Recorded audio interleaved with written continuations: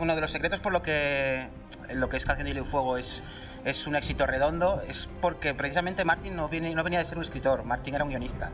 Él empezó a hacer algunos de sus relatos de los Reyes de la Arena en el Twilight Zone, ¿no? Y cositas así.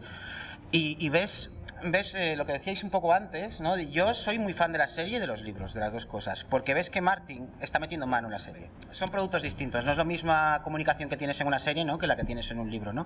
El que m'agrada de la sèrie és que això, ara ho deia, no? Es vas enganxant amb un o amb l'altre, ara vaig amb aquest, l'animo, i ara estic molt amb les Tanis, que sí que pobre acabarà pringant segur, però, hòstia, ànims, no?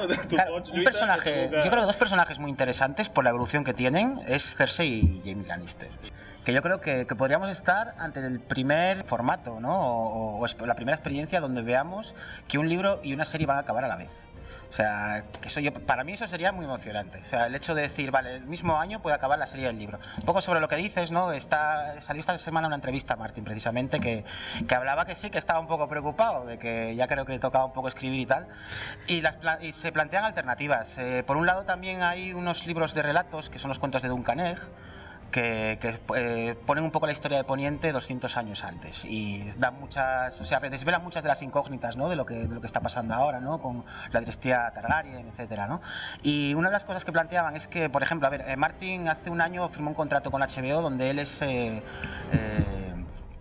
guionista oficial de HBO y tienen todas las licencias a la hora de explotar, y seguramente podríamos ver igual una temporada donde se ruede esto, por ejemplo, ¿no? O esta semana también ha salido de que a él le encantaría que el final fuera en la gran pantalla, que eso ya entonces ya sería el producto redondo por todos lados. Martin es una de las cosas que dice, y lo ha dicho abiertamente muchas veces, ¿no?, que él cuando no esté aquí, ¿no?, que él no quiere que nadie toque su mundo. Es un mundo que él ha creado, con el que él juega y que él se lo cargará, y seguramente deje los derechos atados y bien atados. Game of Thrones, no podíem parlar res més que el fenomen fan.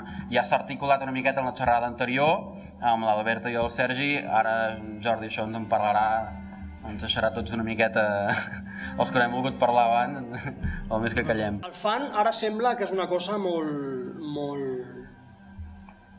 digna d'estudi, però fins fa molt poc el fan era sinònim de brutalitat consumista, és a dir, un fan fins als anys 90 del segle passat o fins als 2000 no era un objecte d'estudi digne de res. Això era impossible fa molts anys, i això també, no? Fa molts anys, no fa 30 anys, fa 20. Era impossible dedicar un llibre o dedicar unes xerrades al fan. És a dir, podríem parlar de Star Trek en una convenció, però no podríem parlar de el que és ser fan. Per la senzilla raó que el paradigma de la comunicació que hi havia era uns mitjans de comunicació que ens manipulen. Llavors, clar, què és un fan en aquest context? En aquest paradigma de veure la comunicació, què és un fan? Una persona alienada que es dedica a consumir allò que els mitjans, d'una manera totalment acrítica, allò que els mitjans li donen, no? Com diferenciar el cànon del fanon, és a dir, allò que el fan, és a dir, hi ha producció canònica, que és tot allò que s'ajusta precisament d'una manera molt ferma a l'univers que es crea, però també hi ha un fanon, que és tot allò que, encara que no s'ajusti bé a l'univers, està autoritzat per la comunitat de fans. Aquests universos massius el que tenen és la capacitat d'enganxar molt millor al fan. Quan dic fan, dic aficionats que l'únic que volen és obtenir plaer d'una sèrie o d'un producte cultural que els parla d'ells mateixos. Per mi l'única sèrie que té un suspens veritable en el nivell de morirà en el seu personatge, encara que sigui a nivell subconscient, és Game of Thrones.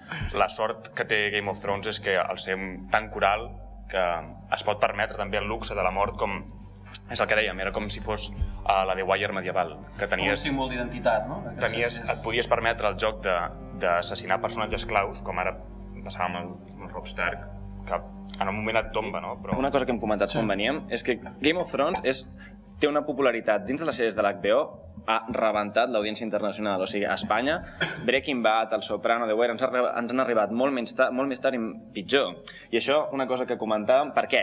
perquè en el fons aquestes grans sèries de l'HBO, que a nosaltres ens semblen fetes a 10 anys vista, aquí no ho tindrem fet fins d'aquí a anys vista, algo similar, nosaltres tenim Àguila Roja, aquestes grans sèries de què parlen? De la contemporaneïtat americana. Són sèries que juguen, o sigui, Breaking Bad, Soprano, The Wire, totes aquestes grans sèries True Detective utilitzen una gran constel·lació de referents americans que nosaltres no agafarem mai. Mad Men, no et toca de la mateixa forma si tu ets un barceloní que si ets un novaiorquès. Aquest esdeveniment passa més en la season final, de dir anem a veure com acaba això junts, que en el que és la temporada en si. És a dir, sí que hi ha un moment en el que dius això ho hem de veure acabar i ho hem de veure acabar la gent que ho hem estat parlant tots aquests temps.